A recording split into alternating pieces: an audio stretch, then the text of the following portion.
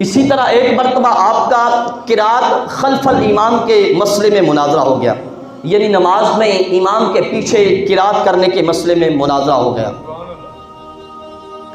اور آپ نے اپنے مقابلین کو فرمایا کہ تمہاری پوری جماعت کے ساتھ تو بیک وقت مناظرہ کرنا ممکن نہیں ہے، ایسے کرو تم اپنی جماعت میں سے ایک ایسے بندے کو منتخب کرو کہ جو سب سے زیادہ صاحب علم ہو، تاکہ میں اس کے ساتھ مناظرہ کر سکوں۔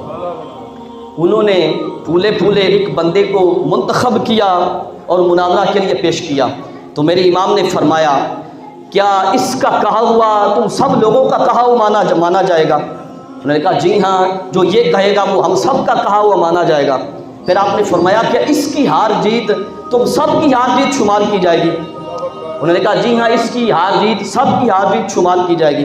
آپ نے فرمایا ایسا کیوں کہ تم کہتے ہو جو یہ کہے گا وہ ہم سب کا کہا ہوا اور اس کی ہار جیت ہماری ہار جیت ہے؟ تو وہ کہنے لگے اس لیے کیونکہ ہم نے اسے اپنا امام بنا لیا ہے، اس لیے اس کا کہا ہوا ہمارا کہا ہوا مانا جائے گا، اس کی ہار جیت ہماری ہار جیت شمار ہوگی۔ آپ نے فرمایا نادانو، یہی تو ہم کہتے ہیں کہ ہم نے نماز میں جب اپنا امام بنا لیا ہے تو امام کی قرات ہی ہماری قرات ہوگی۔